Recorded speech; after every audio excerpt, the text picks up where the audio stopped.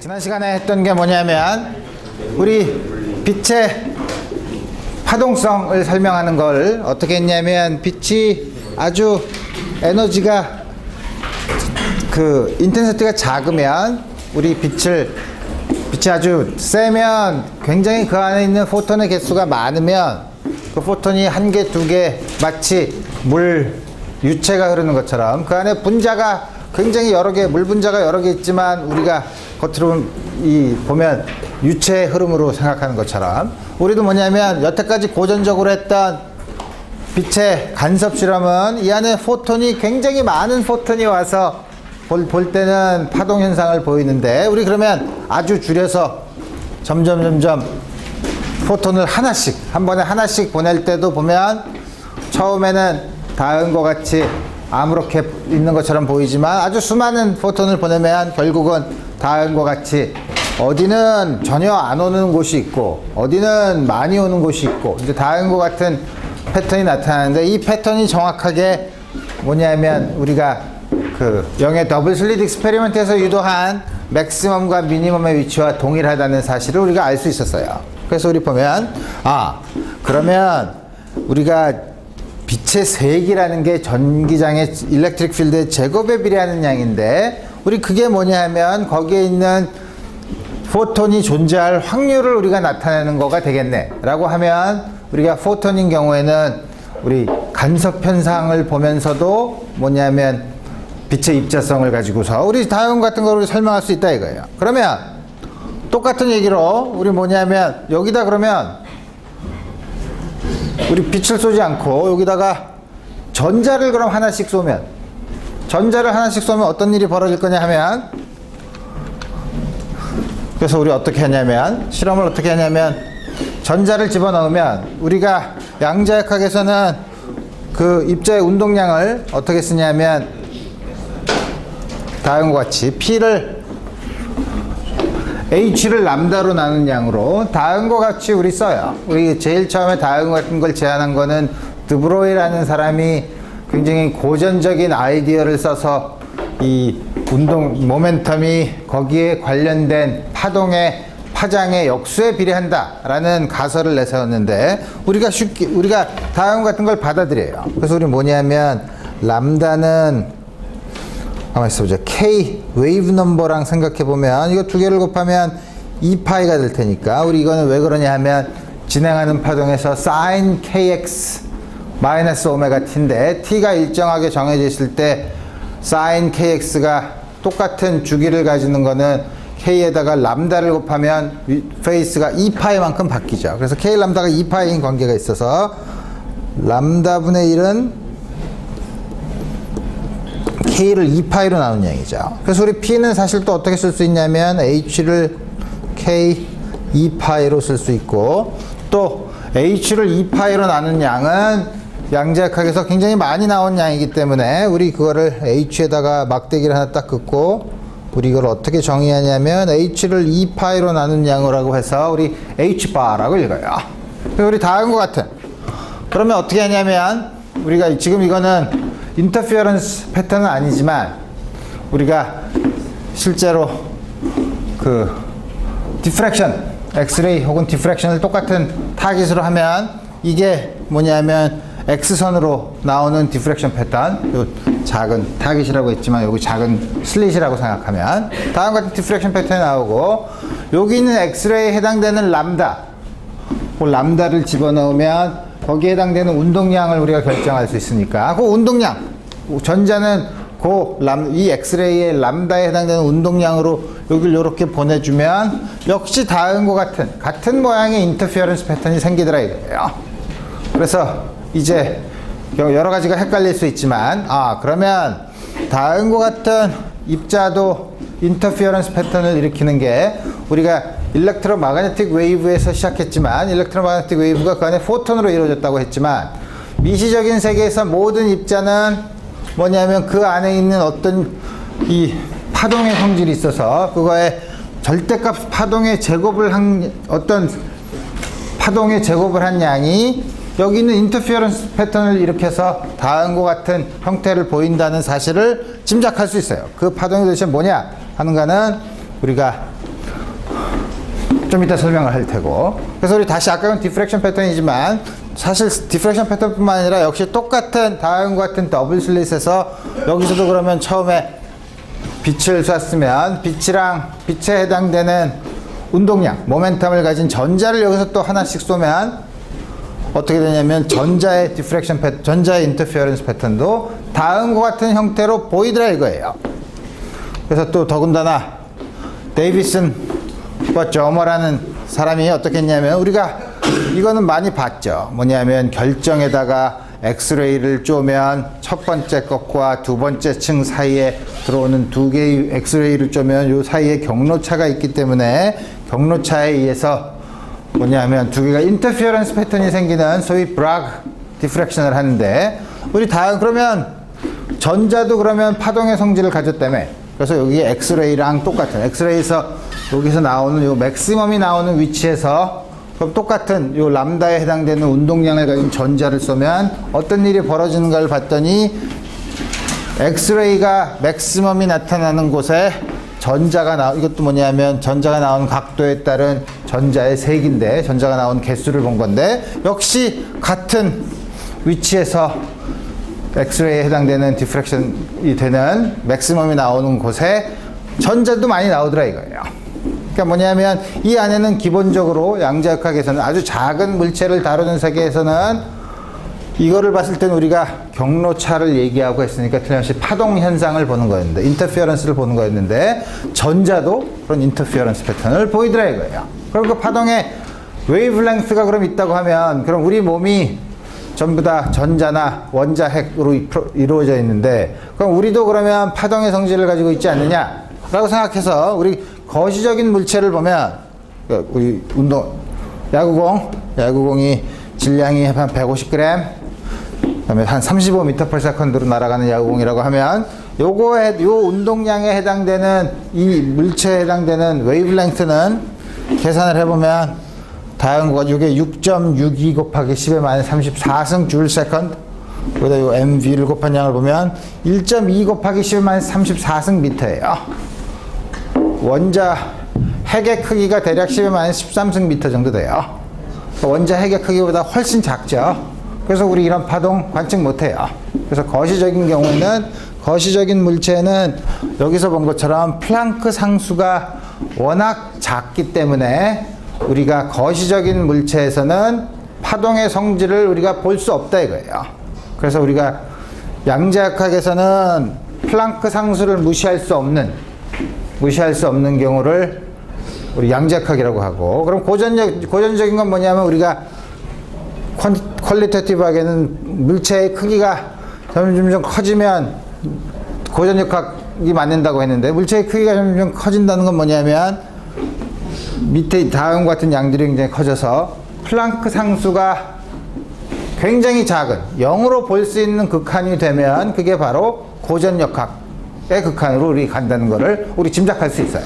그래서 우리 여러 가지 파동의 성질이 미시적인 세계에서는 파동의 성질이 있을 거라고 생각하는데 여기 나와 있는 이 그림은 아인슈타인과 하이젠버그가 학회에서 그 소위 말하는 uncertainty principle을 얘기하기 위해서 만든 실험, 머릿속에서 한 실험이에요. 실험인데 이 실험을 내가 구체적으로 여러분들한테 설명을 하기는 뭐 식은 간단하지만 할 필요는 없고 기본적인 아이디어는 그거예요. 뭐냐면 요 안에 있는 아주 물체 델타 X라는 길이를 보고 싶으면 우리가 어떻게 하냐면 여기다가 빛을 쪼여서 빛이 충돌해서 그 빛이 여기 있는 요 마치 현미경이라고 하면 혹은 망원경이라고 하면 현미경에 빛이 충돌해서 여기 들어오는 경우랑 빛이 여기까지 들어오는 경우 요 안에 빛이 들어오면 우리 그 빛이 들어오는 각도를 알 수 있으니까 델타 X를 대충 알 수 있는데 근데 빛이 이렇게 튕겨나가거나 이렇게 튕겨나가면 여기 온 거랑 여기 온 거랑 운동량의 차이가 있죠. 그래서 그 운동량의 언서튼티가 있는데 모멘텀의 언서튼티랑 운동량의 언서튼티를 곱하면 대략 아무리 해도 또 바뀌었네. 델타 X, 델타 P가 대략 H 바 정도 된다는 거예요. 우리 이거는 이 실험 이거는 뭐 여러분들이 복잡하게 생각할 필요는 없고 다음과 같은 형태 뭐냐면 어떤 물체의 포지션의 언서튼티를 측정해보고 모멘텀의 언서튼티를 측정을 했는데 고전력학에서는 이 두 개를 동시에 아주 작은 양 0으로 보낼 수 있어요. 우리가 측정하는 장치가 굉장히 좋은 거라고 하면 우리가 아이디얼리 요거랑 요거를 0으로 보낼 수 있어요. 무슨 말이냐면 우리가 야구공 이 날아가는 걸 보려면 거기서 빛을 쪼여서 들어오는 빛을 보면 되는데 그러면 야구공에 빛은 운동량을 전달하니까 빛을 쏘였다가 들어오면 야구공에 운동량을 전달하니까 측정하는 사실 자체가 X라는 포지션을 측정하면서 운동량이 바뀌죠. 왜냐하면 빛이 더 나오니까. 하지만 그 빛이 운동량의 전달이 꽤 크다고 하면 빛의 세기를 점점 줄이면 돼요. 빛의 세기를 줄이거나 아니면 빛의 파장을 조금 느리거나 뭐 이런 식으로 해서 우리 점점 전달하는 에너지를 작게 만들면 운동량의 전달을 우리가 원하는 애큐러시보다 항상 작게 만들 수 있어서 뭐냐면 델타 X랑 델타 P를 동시에 0으로 보낼 수 있어요. 그런 경우가 바로 뭐냐면 우리가 궤도를 볼 수 있다는 거예요. 우리가 궤도를 본다는 건 뭐냐면 궤도라는 게 물체가 어떤 힘을 받아서 이렇게 경로를 따라서 움직인다는 걸 볼 때는 우리가 어떻게 하냐면 매 순간 각 점에서 속도와 위치를 정확히 알아야만 궤도를 우리가 결정할 수 있어요. 근데 양자역학에서는 그렇게 못한다는 거죠.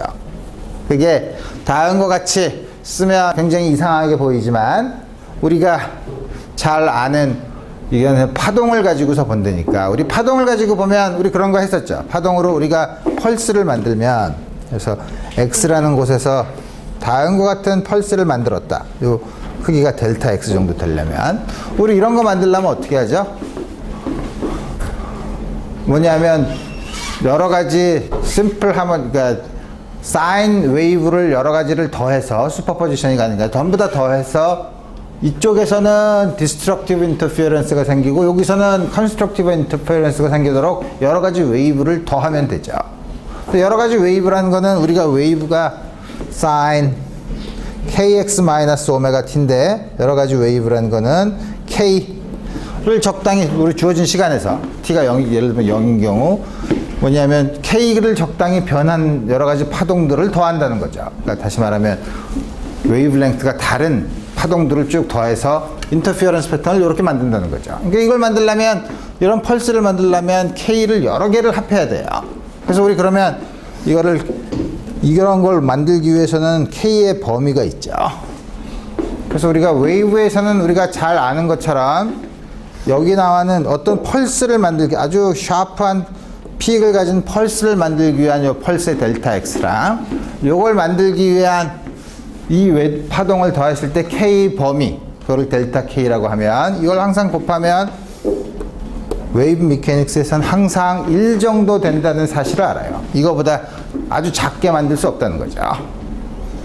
그래서 뭐냐면 아주 극한적인 건 뭐냐면 그럼 사인 웨이브 하나만 있으면 우리 X를 정확히 볼 수 있지만 델타 X가 0이 델타 K가 0이죠. 왜냐하면 K가 한 값밖에 없죠.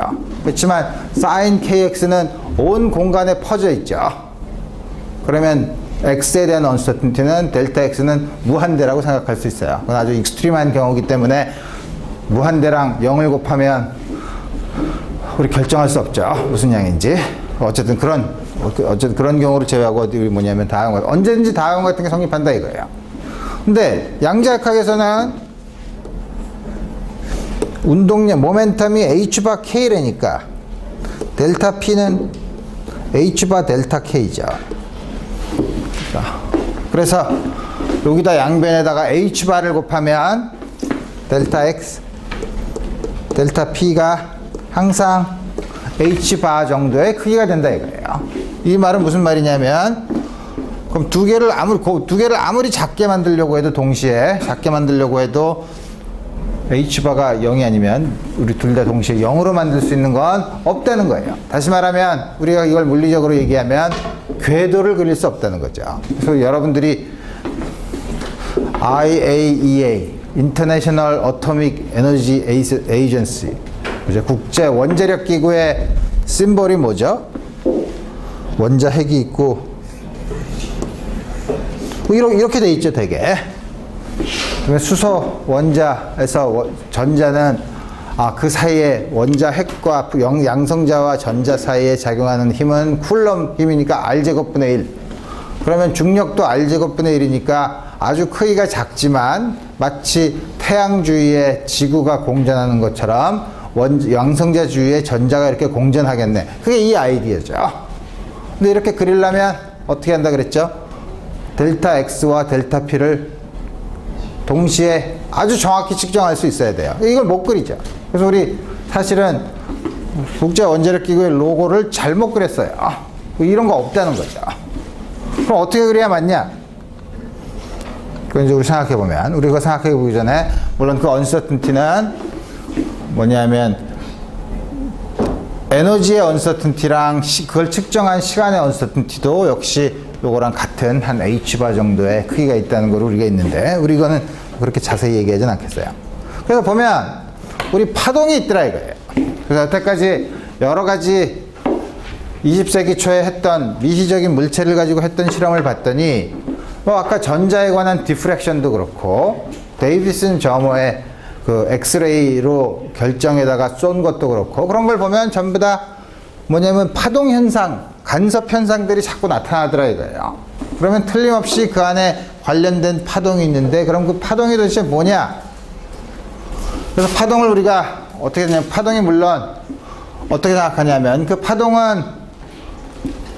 파동의 제곱이 아까 우리 저 더블 슬릿 포톤의 일렉트로마그네틱 웨이브의 더블 슬릿 익스페리먼트를 한 것처럼 파동 그 전기장이라면 전기장이 사실 일렉트로마그네틱 필드를 기술하는 웨이브 펑션인데 그 파동의 제곱이 인텐시티에 비례하고 그 인텐시티라는 게 뭐냐면 그 입자를 발견할 확률에 비례하는 양이죠. 그래서 뭐냐면 우리가 여기서 나타나는 파동이란 건 뭐냐면 파동은 슈퍼포지션이 가능하고 그거의 제곱이 그 입자가 있을 확률로 정하자 이거예요. 말이 이상하죠. 더군다나 웨이브 펑션은 우리 절대값의 제곱이 항상 0보다 큰 거니까 프로바빌리티가 되려면 그래서 우리는 웨이브 펑션은 일반적으로 컴플렉스 웨이브 펑션이어도 돼요. 왜냐면 절대값의 제곱을 만들면 항상 양수니까. 그러면 갑자기 나타난 미시적인 세계에 나타난 컴플렉스 웨이브 펑션으로 주어진 그 웨이브 펑션은 도대체 무엇을 의미하느냐? 사람들마다 얘기가 분분했죠. 그래서 그 중에서 슈레딩어라는 사람은 잘은 모르지만 그 웨이브 펑션은 만족하는 디퍼런셜 이퀘이션은 뉴턴의 방정식에 해당되는 슈레딩어 이퀘이션도 만들었어요. 그래서 여러 가지를 잘 설명했는데 그럼 도대체 그 웨이브 펑션이 뭐냐? 그 피지컬리 물리적으로 의미하는 게 뭐냐? 그 사람들마다 처음에 나와서 이제 얘기가 분분하니까 에이 모여. 그래서 모였어요 다. 코펜하겐에 모였어요. 그때 이제 덴마크의 코펜하겐이 닐스 보어라는 사람이 그때 아주 유명한 사람이니까 그 사람이 있는 곳에서 전부 다 모였어요. 그때 뭐 아인슈타인, 하이젠버그, 디렉, 파울리 이때 양자역학을 처음 만든 대부분의 모든 사람들이 만났어요. 그래서 다음과 같은 웨이브 펑션이란 거를 도대체 어떻게 해석을 할 거냐 여러 가지 얘기를 하다가 너무 의견이 분분하니까 좋아 우리 투표를 결정해 해서 뭐냐면 그 중에 한 사람이 웨이브 펑션의 절대값의 제곱이 그 입자를 발견할 확률이라고 해보자. 그거 맞네. 그래서 사람들이 전부 다 그래서 투표를 해서 제일 많은 표를 얻은 게 바로 그 아이디어예요. 그래서 우리 그 웨이브 펑션이란 게 도대체 물리적으로 어떤 걸 의미하느냐 하는 거를 코펜하겐에서 처음 사람들이 동의를 했기 때문에 그거를 우리가 코펜하겐 인터프리테이션이라고 해요. 웃기죠? 투표로 결정한 과학계에서 어떤 사실을 투표로 결정한 거의 전무후무한 예예요. 근데 다행히 지금까지도 그 인터프리테이션을 위반하는 물리적인 사실은 하나도 없었어요. 그래서 우리 계속 그거를 받아들이죠. 그래서 우리 웨이브 펑션이 있다고 하면 웨이브 펑션이 다음과 같이 있다고 하면 물론 웨이브 이게 psi x고 이게 마이너스 psi x지만 이 두 개는 생긴 건 다르지만 우리 두 개의 제곱을 하면 언제든지 다음과 같은 0 이상인 다음과 같은 웨이브 펑션이 내 절대값의 제곱이 생기고 우리 요 양이 물론 그 양을 절대값의 제곱 그게 뭐냐면 우리가 말하는 소위 말하는 probability density예요. density란 게 무슨 말이냐? 여기 x와 x 플러스 dx 사이에서 입자를 발견할 probability가 바로 psi x의 절대값의 제곱 곱하기 dx예요. 그러니까 이게 뭐냐면 1차원에서는 단위 길이당 측정 입자를 측정할 확률이죠.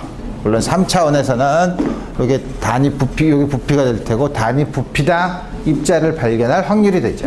우리 그렇게 해석을 하자 이거예요. 그래서 사람들이 이제 드디어 그렇게 해석을 하고 나서 다시 이제 시스템을 바라보면 슈레딩거 이퀘이션이 굉장히 복잡해요. 복잡하지만 우리 아이디어는 뭐냐면 슈레딩거 이퀘이션에 거기 나타나는 웨이브 펑션은 x 일반적으로 3차원 xyz 좌표에 의존하고 시간 t에 의존할 텐데 우리 일단 시간에 의존하는 거는 요렇게 있다고 쳐봐. 우리 뭐냐면 전에 미분 방정식 풀 때 이런 짓 많이 했죠. 이렇게 해보니까 요게 만족하는 디퍼런셜 이퀘이션은 요렇게 쓸 수 있더라 이거예요. 사실 2차 방정식이에요. 2차 미분 방정식이죠. 앞에 있는 이거는 굉장히 복잡하고 무섭게 보이지만 상수고 요거는 그 입자가 가지는 에너지, 요거는 포텐셜 에너지 안에 있을 경우, 그 다음에 요거는 2차 미분, x에 대한 2차 미분이에요. 소리 이건 복잡하지만 마치 여러분들이 요게 상수라고 생각해보면 한번 두 번 미분한 게 자기 자신에 비례하는 경우죠. 그러니까 우리 그 솔루션이 뭔지 알아요. 사인 아니면 코사인이죠. 그죠? 특별히 컨스탄트 포텐셜인 경우에는. 그래서 특히 그럼 프리 파티클인 경우에는 요게 0이래. 프리 파티클은 요게 0이고 에너지가 2분의 mv 제곱이니까 우리 요걸 집어넣으면 다음과 같은 아주 간단한 방정식, 그 다음에 요게 m제곱 b제곱이 p의 제곱이고 요거는 4니까 2파이 h바, p 나누기 h바의 제곱이죠. 그래서 우리 뭐냐면 요거를 만족하는 요 양이 바로 요게 h바니까 p가 h바 k니까 k제곱 psi는 0이라는 다음과 같은 식이 나오죠. 우리 이건 많이 풀어본 식이에요. 이건 우리 어떻게 되냐면 코사인과 사인의 적당한 슈퍼포지션으로 쓸 수 있죠. 혹은 e to the ikx나 e to the 마이너스 ikx로 집어넣어 쓸 수 있어요. 그래서 우리 뭐냐면 프리 파티클인 데는 솔루션을 우리 다음과 같이 요거랑 적당한 리니어 컨비네이션을 쓰면 t가 빠져나왔으니까 t를 다시 집어넣으면 다음과 같이 쓰고 나서 봤더니 이 자체는 컴플렉스 넘버이긴 하지만 그렇게 문제가 되진 않아요. 요거의 리얼 파트는 보면 요 양은 코사인 kx-오메가 t죠. 이게 뭐냐면 x와 t가 제멋대로 나타나지 않고 항상 kx-오메가 t로 나타나는 건 뭐죠? 오른쪽으로 지나가는 파동이에요. 그죠? 요거는 왼쪽으로 지나가는 파동이죠. 그래서 프리 파티클인 경우에는 오른쪽으로 지나가는 파동과 왼쪽으로 지나가는 파동을 적당히 더하면 된다 이거예요. 그래서 우리 여러분들한테 이 슈레딩거 이퀘이션, 슈레딩거 방정식을 어떻게 푸느냐, 주어진 포텐셜 에너지에 대해서 우리 이거는 여러분 3학년 때 양재역학에서 우리 1년 동안 공부해요. 근데 디퍼런셜 이퀘이션 어떻게 푸느냐 하는 여러 가지 문제가 있고, 그렇지만 우리 그건 안 볼 거예요. 그걸 안 보고, 근데 다만 이런 프리 파티클인 경우에는 probability density는 요거 i to the ikx 요거 하나만 있는 경우를 보면 상수예요. 프리 파티클 상수라는 건 이렇게 쭉 있죠. 그럼 어느 곳에서나 발견할 확률이 똑같다는 거죠. 근데 문제가 있긴 하죠. 이런 경우에는 프리 파티클인 경우에는 확률로 해석하기 힘들어요. 왜냐하면 확률로 해석하려면 확률이라는 게 아까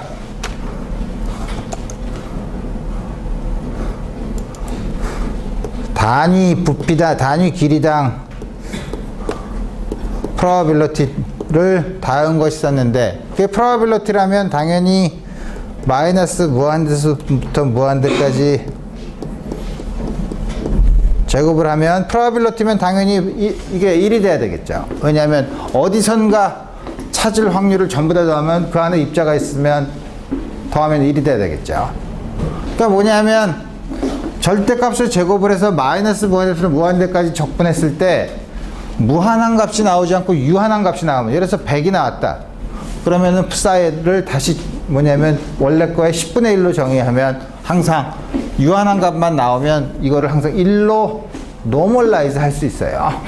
그래서 우리가 웨이브 펑션은 제곱해서 적분한 게 유한한 값이 되는 웨이브 펑션만 써야 돼요. 우리가 그런 거를 제곱해서 적분할 수 있는 거라 그래서 스퀘어 인테그러블 펑션이라고 얘기해요. 이런 경우 스퀘어 인테그러블 펑션이 아니죠. 마이너스 적분하면 무한대죠. 그러니까 이런 경우에는 프리 파티클인 경우에는 약간 프로바빌리티 해석이 좀 약간 문제가 있긴 해요.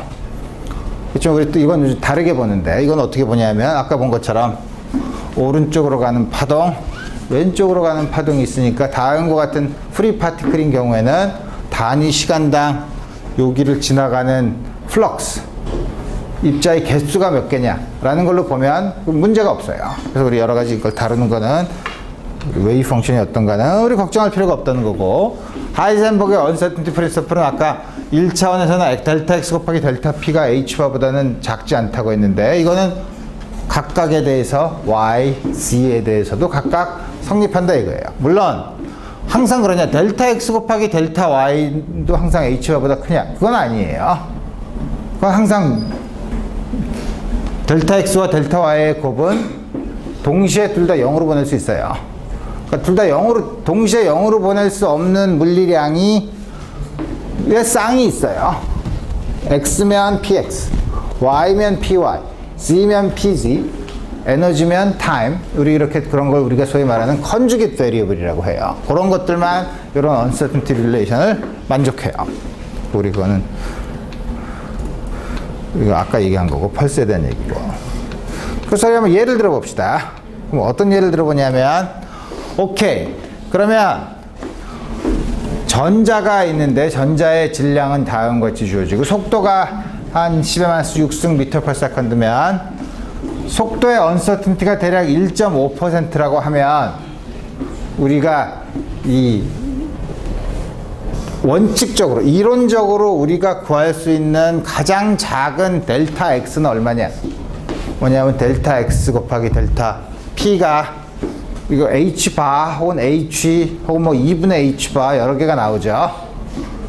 근데 그거 어떤 걸 정해야 되나? 걱정할 필요 없어요. h나 h바나 대략 비슷해요. 2파이로 나누면 2파이가 대략 6 정도 되죠. 그럼 h나 6분의 h나 중요한 건 0이 아니라는 거예요. 그래서 우리 언서튼티를 볼 때는 대략의 크기를 보기 때문에 이게 델타 x 곱하기 델타 p가 h여도 좋고 h바여도 좋고 2분의 h바여도 좋고 그래요. 물론 수학적으로 엄밀하게 보면 가장 이론적인 미니멈은 델타 x 곱하기 델타 p가 2분의 h바보다 작을 수 없다는 게 원래 정확한 언서튼티 프린시플의 한계예요. 그렇지만 우리 걱정하지 않고 그냥 h 정도 된다고 하면 운동량은 다음과 같이, 모멘텀은 다음과 같이 쓸 수 있고, 델타 x는 에너지 언서튼티 프린시플에 의하면 플랑크 상수, 무지 작은 거.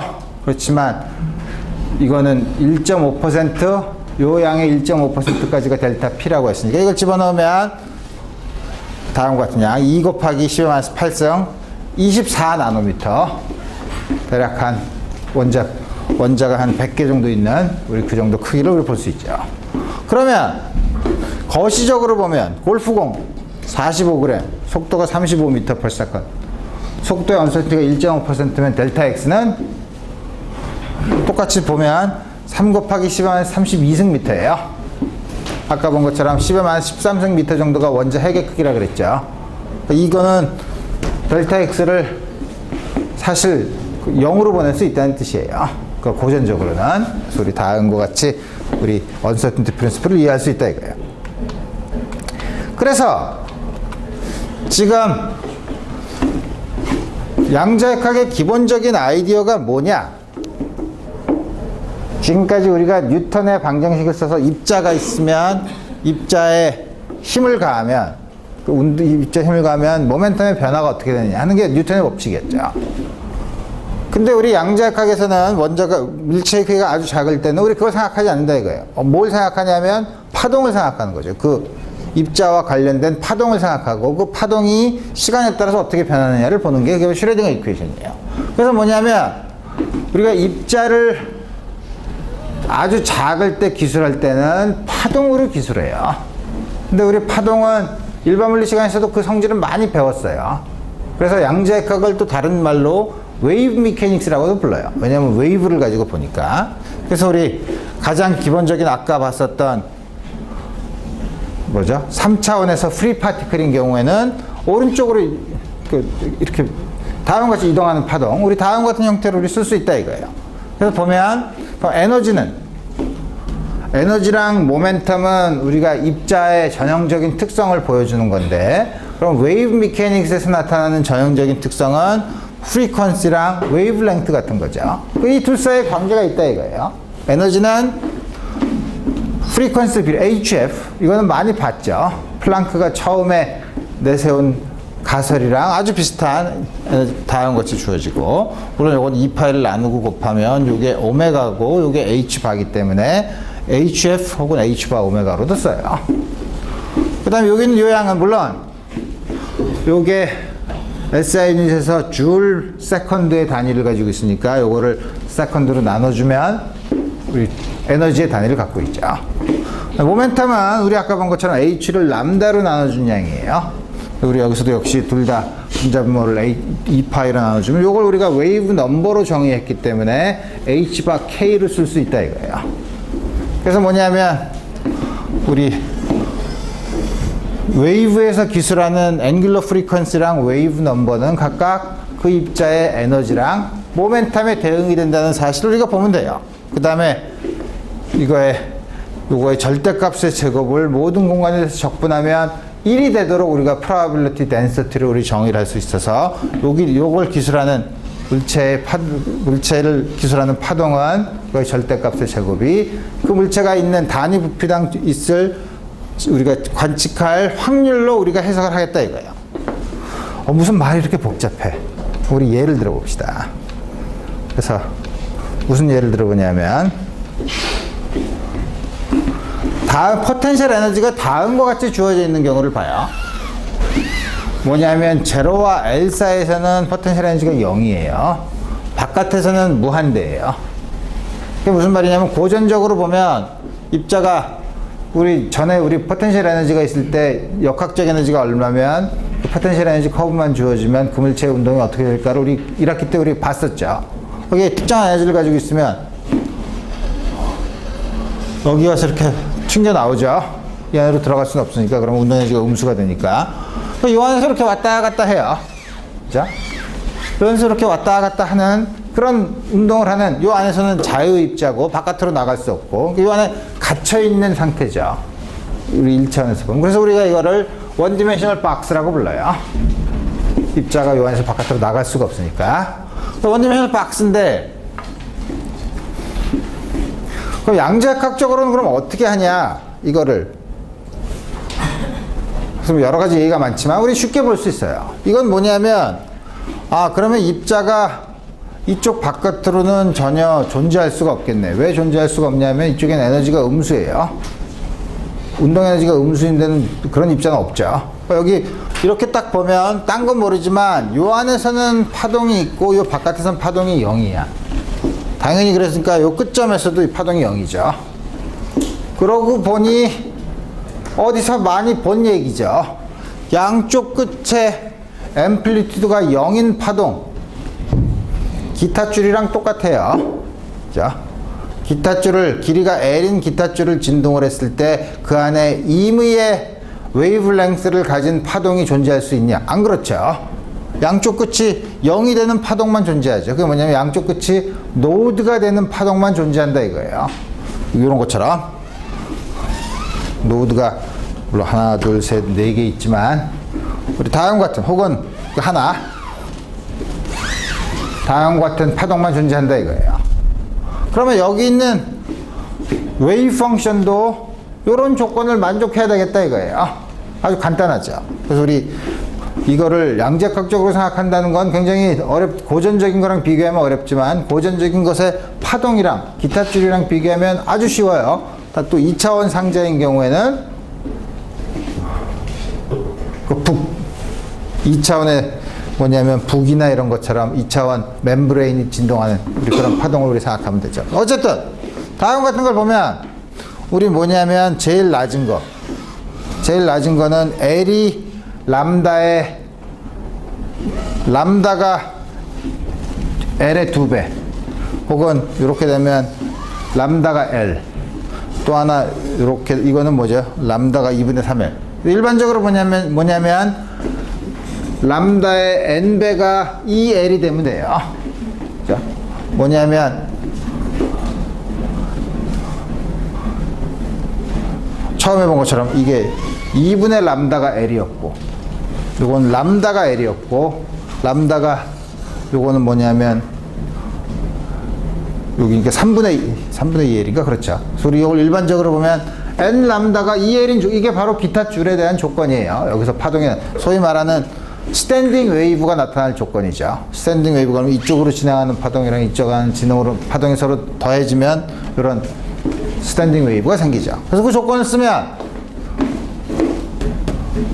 우리 어떻게 하냐면 에너지는 운동 에너지 플러스 포텐셜 에너지인데 이 안에서는 포텐셜 에너지는 없고 운동 에너지만 쓰면 되죠. 근데 운동 에너지 여기서 P제곱은 P는 람다분의 H이기 때문에 우리 아까 람다를 뭐라고 했었죠? N분의 2L이죠. 그래서 H 대신에 람다 대신에 N분의 2L을 집어넣으면 2N분의 P제곱만 쓰면 돼요. 이거는 2N분의 P제곱이니까 2N분의 1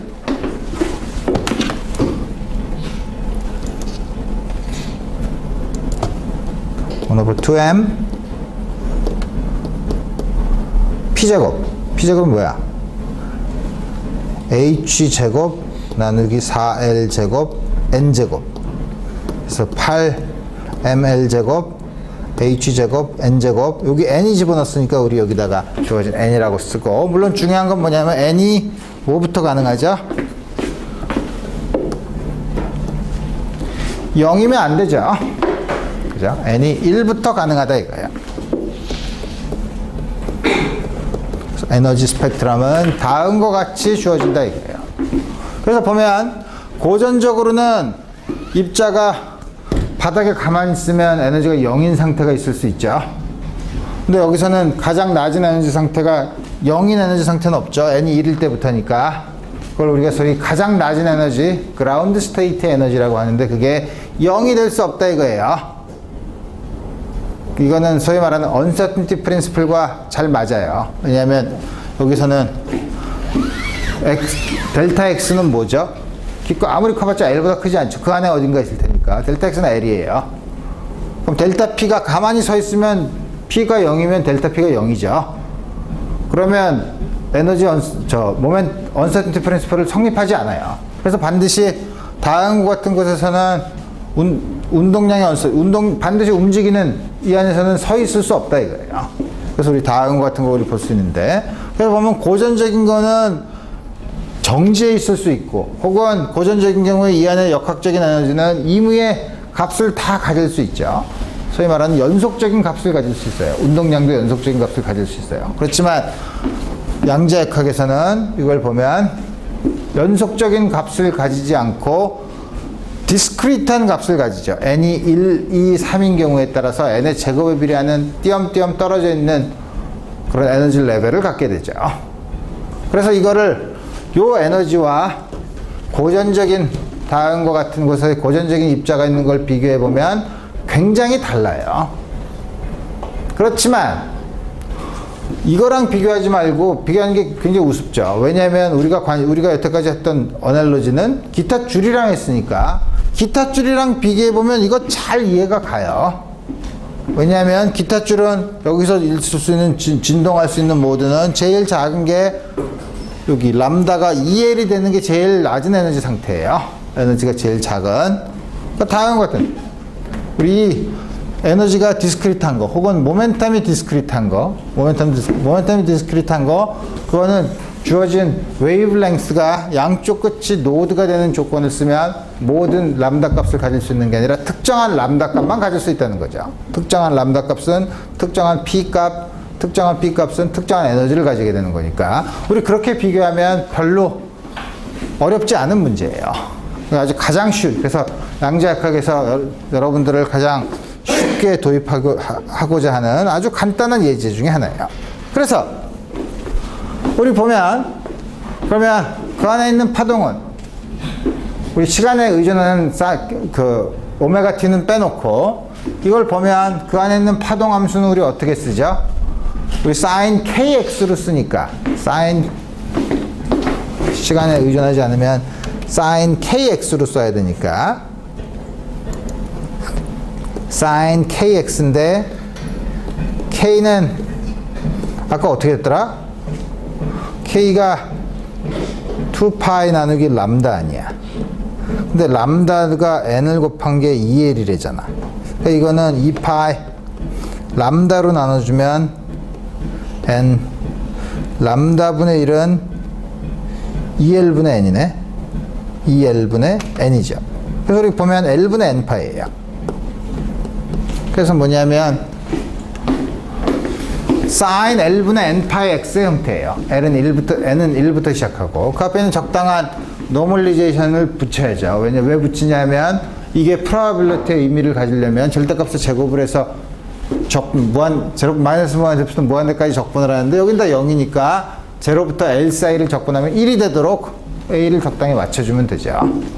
우리 다음과 같이 줘야 되는데 물론 여기는 이렇게 해서 우리 구해줘도 되지만 우리가 쉽게 구할 수 있는 건 뭐냐면 웨이브 펑션이 여기서 0인 점 sin cos kx랑 cosine kx가 있는데 cosine kx는 x가 0에서 0이 아니죠. 그러니까 틀림없이 sin kx일 테고 근데 x가 l인 경우에도 0이 돼야 되니까 여기다 l을 집어넣으면 sin kl이 0이 돼야 되죠. 이렇게 만들 조건은 kl이 n파이가 돼서 k가 l분의 n파이가 되는 값만 존재하는 거예요. 뭐 똑같은 아이디어예요. 그래서 우리 그럼 이렇게 다음과 같이 주어져 있으면 확률은 요거의 절대값의 제곱이에요.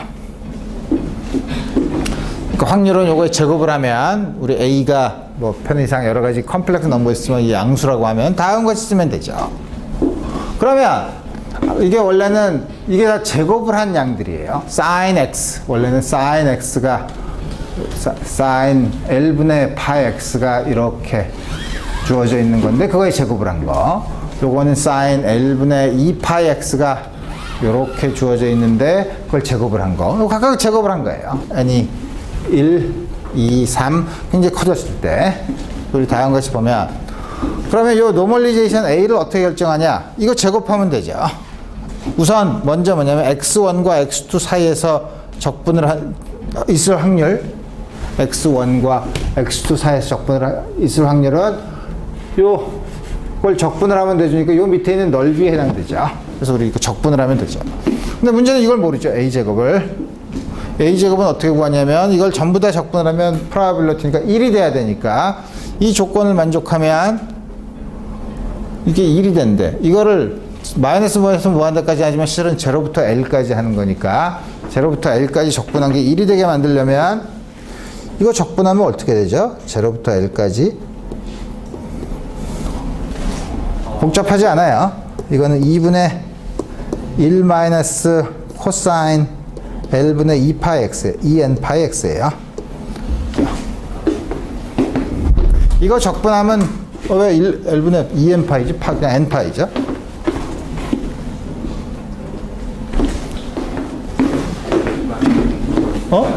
이 맞지? 미안.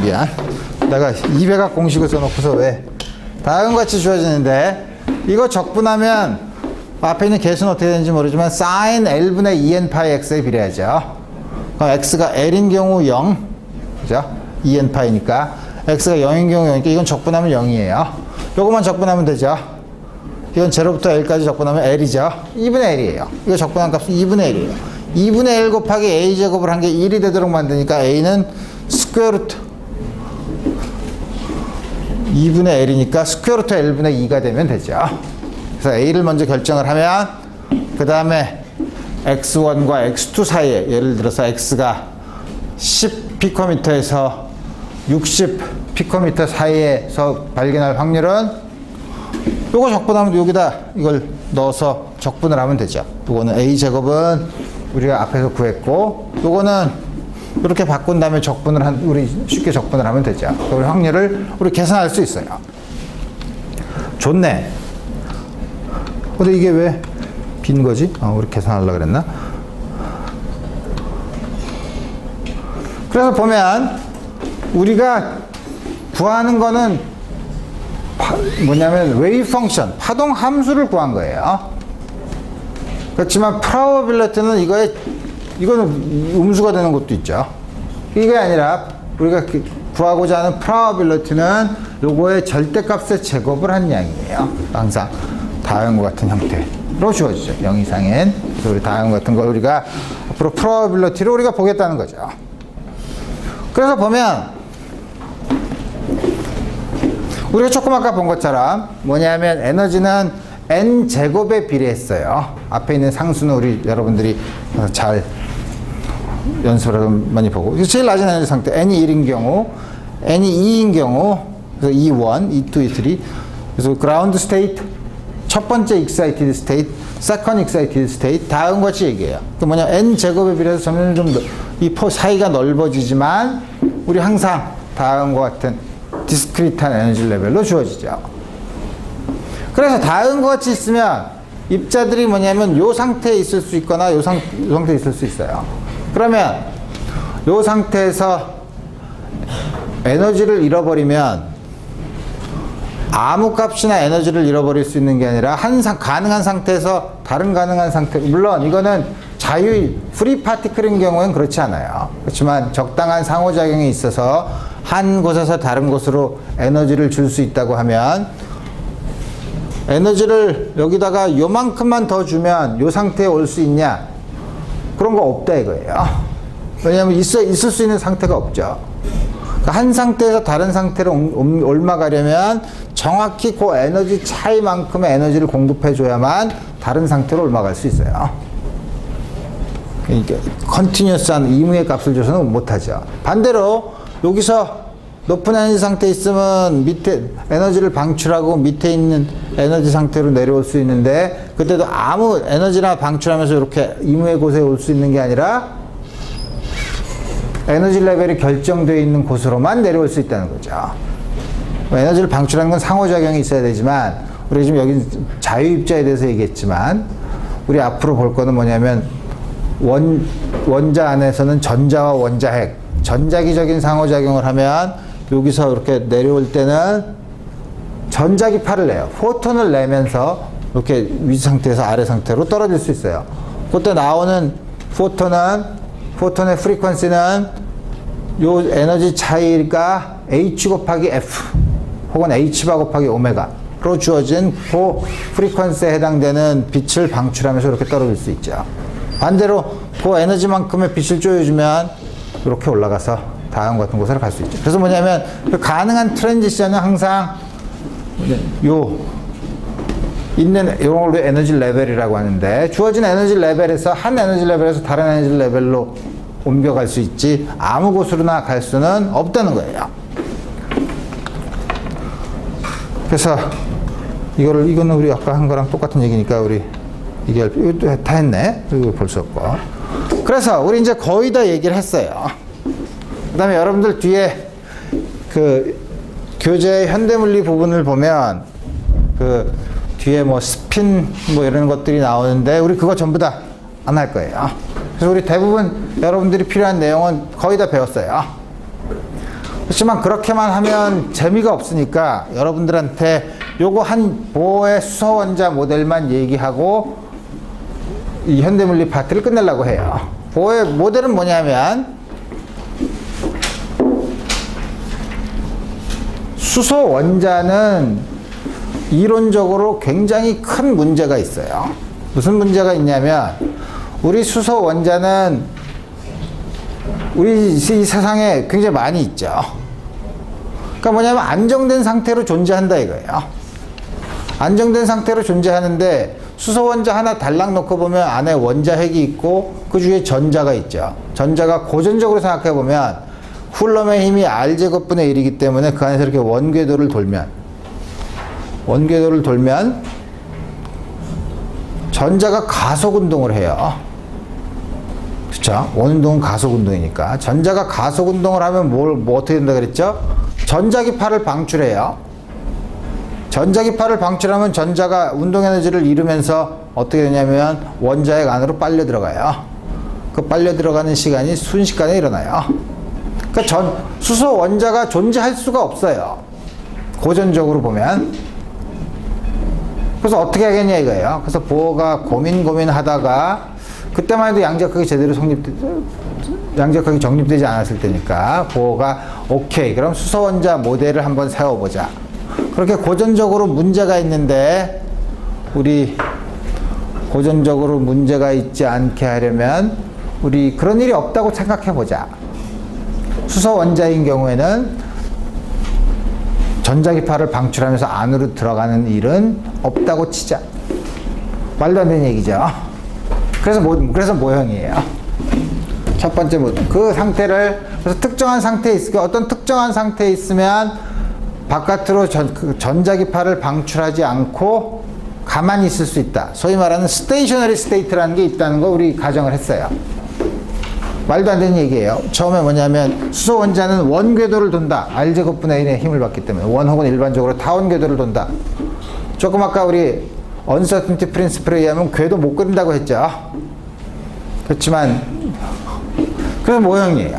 그래서 여러 가지가 있는데 하나는 수소 원자는 원궤도를 돌고 원궤도를 돌 때는 레디에이션을 안 내면서 그걸 우리 스테이셔너리 스테이트에서 에너지를 잃지 않고, 다만 그러면 에너지가 언제 나오고 방출되거나 흡수하냐. 방출되거나 흡수하는 거는 실험적으로 우리 많이 봤어요.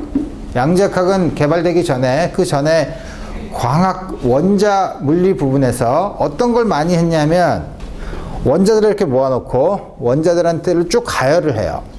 이제 온도를 높인 다음에 이 물체에서 나오는 전자기파들의 스펙트럼을 보면 어떤 특정한 빛만을 내요. 그러니까 모든 임의의 웨이브랭스가 있는 거를 나오는 게 아니라 특정한 웨이브랭스가 있는 것만 나와서 우리 그런 걸 라인 스펙트럼이라고 얘기해요. 반대로 온도가 낮은 가스에다가 파장이 다른 전자기파를, 여러 종류의 전자기파를 집어넣으면 어떤 특정한 빛만 흡수해요. 그 특정한 흡수한 빛이랑 에너지가 높았을 때 방출하는 빛은 똑같은 파장을 가지고 있어요.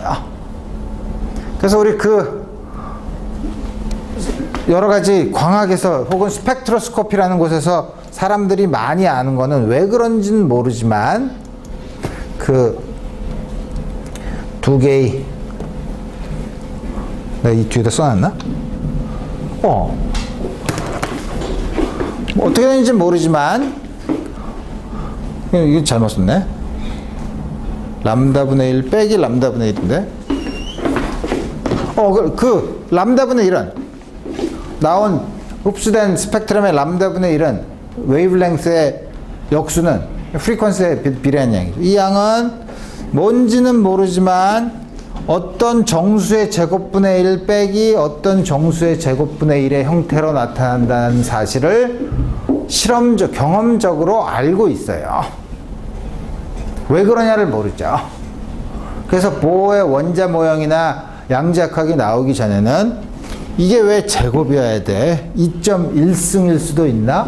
2.3승이면 안 되나? 1.9승이면 안 되나? 우리 이런 여러 가지 쓸데없는 걸로 실험 데이터를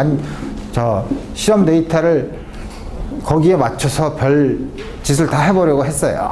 그러니까 이거는 굉장히 잘 알려진 사실이에요. 그래서 뭐냐면 보어는 수소를 보고 싶은데, 그래서 나오는 건 그러면 그런 에너지를 방출하거나 흡수할 때는 한 스테이셔너리 스테이트에서 다른 스테이셔너리 스테이트로 옮겨갈 때에만 에너지를 방출한다고 가정했어요. 또 모형이에요. 왜 그렇게 가정했냐고 따지지 말라는 거죠. 근데 우리가 여기서 우리 앞에서 봤던 걸 보면 이거는 좀 얘기는 다르지만 인피니트 포텐셜 웰, 원디멘셔널 상자 안에서 이렇게 주어진 에너지 레벨들이 있으면 이런 것들이 스테이셔너리 스테이트라고 나중에 우리 생각을 할 수 있는 거죠. 그래서 그렇다고 이거 믿을 수 없는 가정이고, 이것도 이렇게 가만히 있어야만, 에너지를 잃지 않고 있어야만 수소 원자가 존재하니까 이것도 할 수 없이 그렇게 만들어 놓은 거고, 그 다음에 스테이셔너리 스테이트에서의 각운동량은 H바의 정수가 돼야 된다. H바가 각운동량이 차원이랑 똑같아요. 이게 이거 왜? 몰라요. 그냥 새로운 가정을 했어요. 다음 같은 가정을 하면 우리 어떻게 하죠? 여기서 원운동을 할 때는 이게 뭐냐면 쿨럼의 힘이에요. 4파이 엡실론 0분의 1. 요 거리가 R, 원자핵이 E가 있으면 R제곱분의 2제곱. 요게 뭐냐면 센트리페탈 포스죠. R분의 mv 제곱이죠. 근데 운동량이 NH바라면 운동량은 원운동을 할 때는 mv, 요게 P고 요게 R이죠. 요게 L이죠. L이 NH바로 주어진다 이거예요. 그럼 요 식에서 R을 없애면, 그럼 R은 4파 엡실론 0분의 2제곱 나누기 mv제곱이죠. 근데 mv제곱 대신에 이걸 지금 우리 내가 그렇게 얘기하면 여러분들이 헷갈리니까 우리 직접 유도를 해봅시다. 어떻게 유도를 하냐면 요 식에서 뭐냐면 R은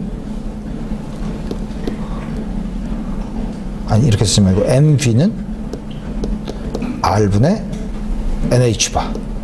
그럼 요거는 m제곱 R m으로 쓰면 요 위에 있는 양은 n제곱 h바 제곱 나누기 뭐야 r 곱하기 m r 3승 m이죠. 요게 왼쪽이랑 같다고 하면 r이 이쪽으로 가면 r은 4파이 엡실론 0 나누기 2제곱 r이 이쪽으로 역수가 되니까 m 오버 nh바 제곱이네. 다음과 같이 주어져. nh바 n제곱 h바 제곱인가? 아, 왜 이렇게 내가 헷갈리지? 이렇게 그렇게 하지 말고 여기서 다 봐요.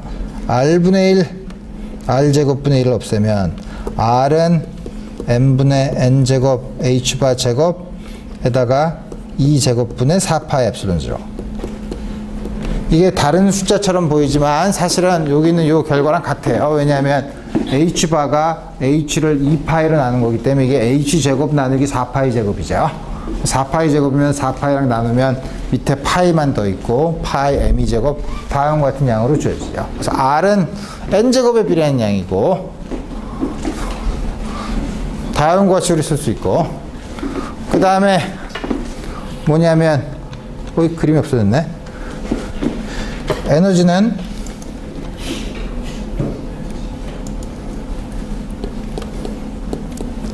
(2분의 1) mv 제곱 마이너스 4파이 엡실론 0분의 r분의 2제곱이죠. 우리 이게 뭐냐면 역학적 에너지죠. 그래서 우리 이걸 계산해 보면 앞에서 우리 뭘 했었냐면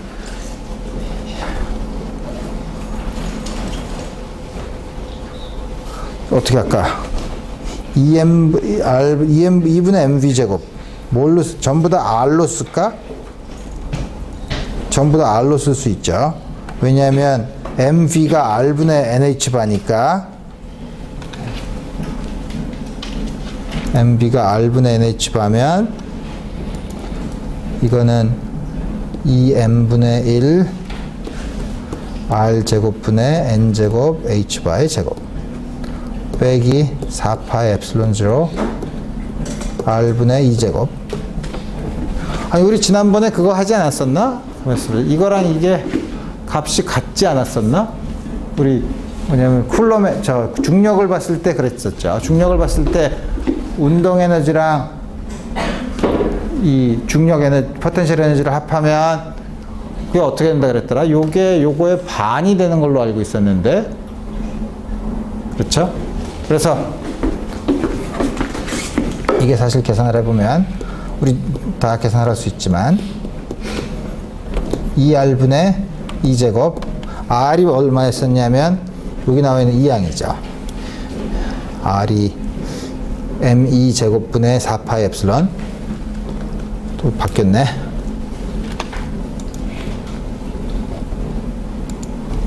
m2 제곱분의 4파이 엡실론 0 그 다음에 조그맣게 되는 게 n제곱 h바 제곱이네.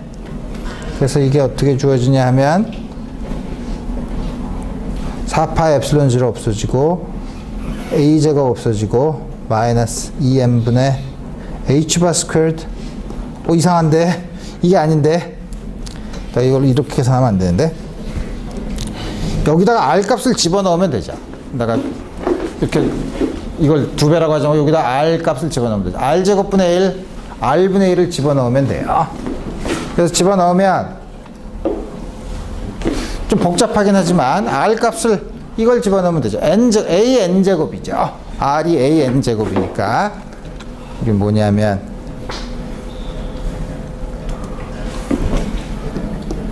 a n 제곱이니까 이거는 2m a 제곱 h바 스퀘어드 n 제곱 마이너스 4파이 엡실론 0 2 제곱 r이 a n 제곱. 그 다음에 우리 뭐라 그랬더라? A가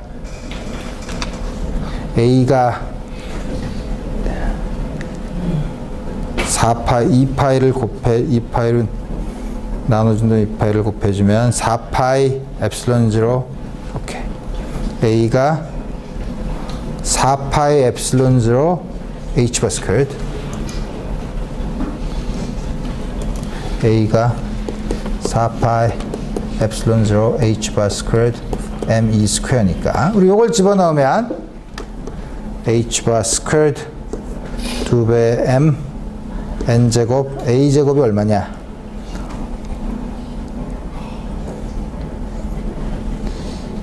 a 제곱이 m 밑에다 집어넣어야 되죠. m 2 제곱 4파이 엡실론 0 h바 스퀘어의 제곱 빼기 2제곱 4파이 엡실론 0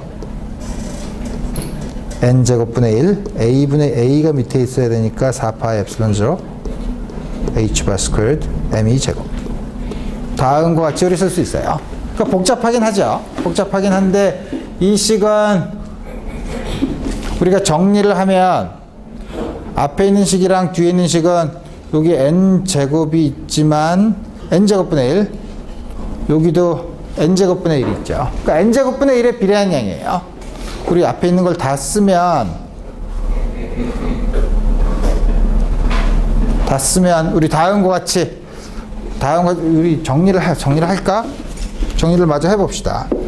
이거를 쓰면 어떻게 되냐면 h바의 4승이니까 4승 m 2제곱이 위에 있으면 그러니까 이거는 h바의 제곱 n제곱분의 1로 끄집어내면 h바의 제곱 2m 그 다음에 16파이 스퀘어드 엡실론 0 스퀘어드 h바의 4승 m제곱 2 4승 빼기 2제곱 4파이 엡실론 0의 제곱에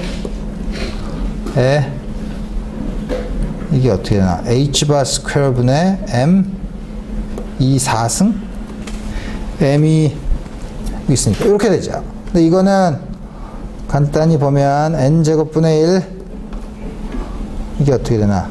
h바의 제곱분의 1 그 다음에 4파이 엡실론 0의 제곱 그 다음에 이거는 2의 4승 이 4승이 여기가 아닌데 이게 2의 제곱이니까 다음 같이 주고 2의 4승 그 다음에 2분의 1 빼기 1이니까 m이 분자에 있고 m2 4승 마이너스 2분의 1 다음과 같이 주어지죠. 그러니까 복잡하긴 하지만 마이너스 2분의 1 요 양, 그 다음에 n제곱분의 1에 비례하는 양이에요. 그래서 우리 스테이셔너리 스테이트에서는 한 상태에서 다른 상태로 가는 경우니까 에너지의 차이에 해당될 텐데 우리 뭐냐면 에너지는 다시 쓰면 h 곱하기 f죠. 이거는 h 곱하기 람다분의 c죠. 한 상태에서 n1에서 n2로 가는 양은 우리 요 양을 앞에 있는 n제곱분의 1에 앞에 있는 양을 다 없애면 마이너스 n제곱분의 1 곱하기 a라고 쓸 수 있는데 이게 뭐냐면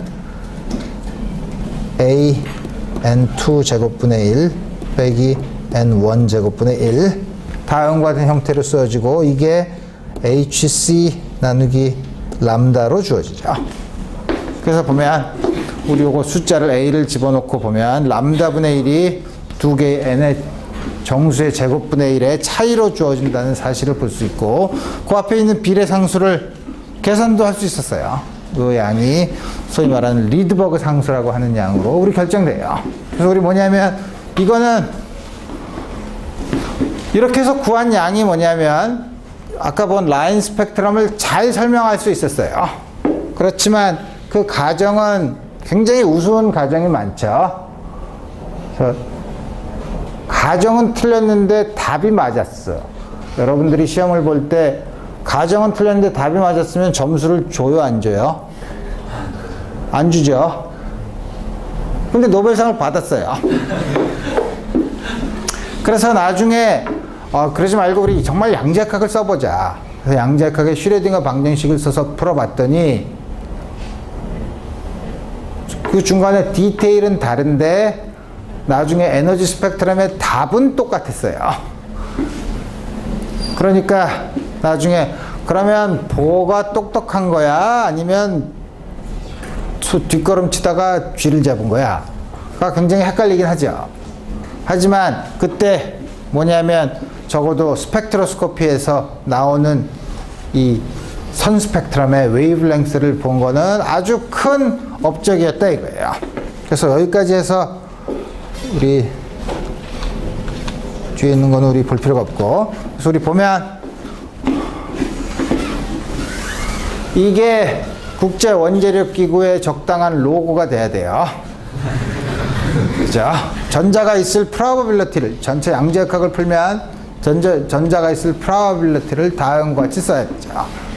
그래서 보면 우리가 지금 현대물리 부분은 아주 간단하게만 여러분들한테 얘기를 해줬어요. 그래서 우리 왜냐하면 이거를 보는 거는 또 새로운 분야이기 때문에 우리가 그렇다고 그냥 일반 물리가 고전 물리가 끝난 다음에 그 뒤에 어떤 일이 벌어졌는가를 그냥 넘어가기는 어려우니까 우리 간단하게 현대 물리 부분을 여러분들한테 어떤 식으로 일이 벌어졌는가를 간단하게 설명을 했어요. 그래서 우리 여기까지 해서 우리 강의는 마치기로 하고 다음 주 화요일 날 뭐더라? 우리 다음 주 금요일이 시험이니까 지난 2, 3년 사이에 있는 문제들을 한번 풀어보고 강의를 끝내도록 합시다. 오늘 여기까지 하겠습니다.